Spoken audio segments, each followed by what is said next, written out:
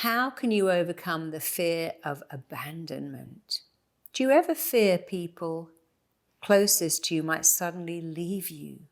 Do you feel nervous that the people may abandon you, that people don't like you, or that you have to work so hard for approval? Are you worried about being left alone, being rejected, being abandoned, being replaced, being diminished? Do you think you're very, very needy and you need other people's approval to feel good? If any of this sounds familiar, then you might be experiencing the fear of abandonment. It's a very real fear. It's a very painful fear too, so keep watching, because I want to show you that you have the power to overcome it.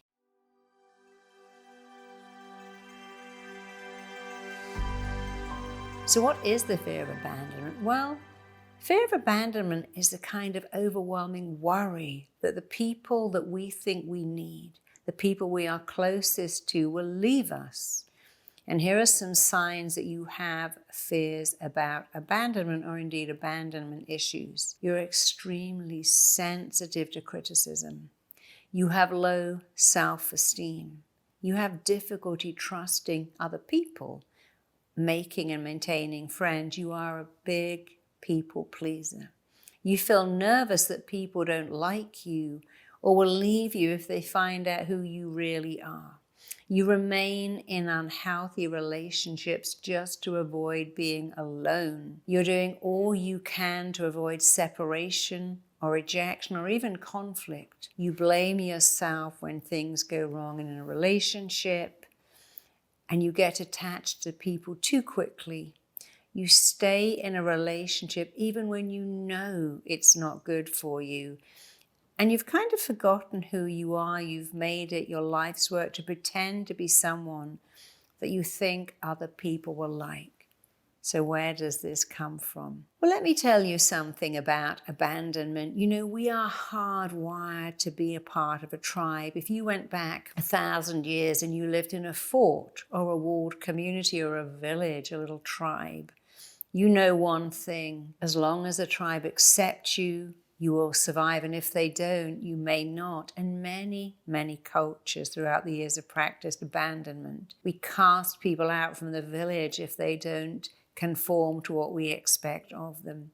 We used to maroon difficult sailors, put them on a desert island, put difficult prisoners in isolation. People still get cast out from particular religious organizations. And in our very psyche, we have a powerful need to find connection and avoid rejection. After all, when you come on the planet, you know innately, if I find connection and avoid rejection, I will make it. But if I'm abandoned, I could die. After all, if you were cast out from a village in medieval times, how could you live? In Romeo and Juliet, when they said to Romeo, you are banished to outside the city walls, he said, I'd rather have death. There's nothing outside the city walls except purgatory. My father lived in a village that had an 11th century church with a banishment window. What did that mean? Well, if someone in the village didn't behave in a way the village found acceptable, they were banished, cast out, abandoned. They were not allowed to come back to that village, but they had to turn up at the church. They had to turn up just after the service began. They had to crouch down in all kinds of weathers at the banishment window. And just before the service ended, they had to run away. They were not allowed to belong. They were disconnected, abandoned. And abandonment is painful. Babies are traumatized when mother leaves. They don't know when she's coming back. And will say things like, you abandoned me.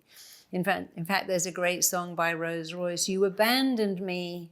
Love don't live here anymore. It's the opening line. She wasn't abandoned. Somebody moved on. But the feeling of being abandoned is painful because our primitive brain believes, I can't survive if I'm abandoned. And so often, childhood trauma, loss of a parent, parental neglect, a bad relationship, not having your needs recognized or met, difficult family situations, being rejected by friends or relatives at a very young age, feeling your mother's replaced you with a new baby, feeling that you are not enough and not as good as other people, set off powerful sometimes life-lasting abandonment issues. So how does abandonment impact your life? Well, imagine if your father left when you were 1 and he never came back, but he had a new family and he treated that new child different to you. Now you have a belief, people leave me, I get abandoned, the people I love don't stay. And that makes it hard, even impossible, to maintain healthy relationships. When you feel that your mother abandoned you, left you for someone else, left you emotionally because she's at work all day. You see, a child thinks mum is always at work, dad is always at work. Oh, I guess they like work more than me. You see, when a child's needs are not met, the child doesn't even know how to stop loving the caregiver because they are dependent on them. A dependent child is dependent on the person that takes care of them to meet all their needs. And so guess what happens? When a caregiver doesn't meet that young child's need effectively, the child immediately stops loving themselves. They don't stop loving the caregiver. They stop loving themselves. And when you stop loving yourself, stop believing that you are worthy of love or indeed deserving of love, you now have low self-esteem, low self-worth, low self-image. Relationships are unhappy. You lack confidence. You find it very hard to trust yourself and even harder to trust others. And that's not a happy picture, I know. How do you overcome the fear of being abandoned? Well, first of all, you have to look at it and understand the truth. When you're a child, you would have suffered greatly if you were abandoned. If you were going on a wagon train across America and the wagon train left you behind, you might have died. You probably would have died.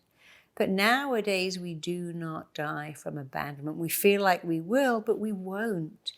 You could live in an apartment with 6 cats, have Amazon and Instacart deliver everything you ever need for your entire life and live until you're 108. I'm not suggesting that's a happy life, but I'm showing you that we used to die from abandonment, and now we do not die from abandonment.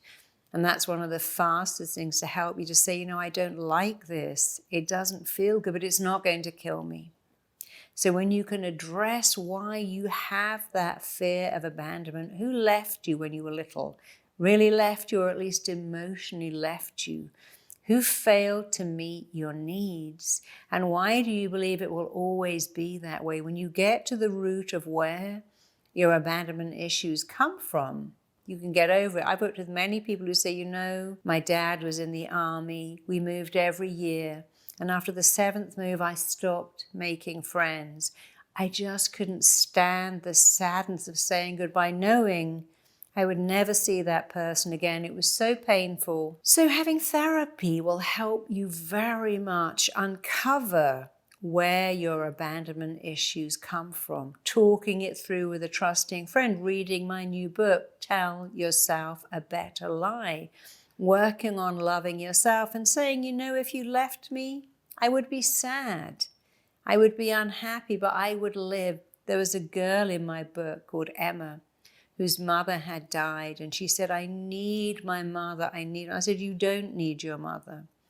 You're 45. I want you to tell yourself a better lie. I miss my mother, but I don't need her, because that's the truth. At 45, you don't need your mother. You may want her. You may miss her, but you do not need her. There's a huge difference between needing and missing. I miss my mother. I miss my father terribly, but I don't need them to be happy. No adult needs their parent to be alive to be happy. They may love that and prefer it, but that's different to needing it. So she had such abandonment issues because of a belief, I miss my mother. I can't be happy without my mother. I need my mother. And she was a mother herself.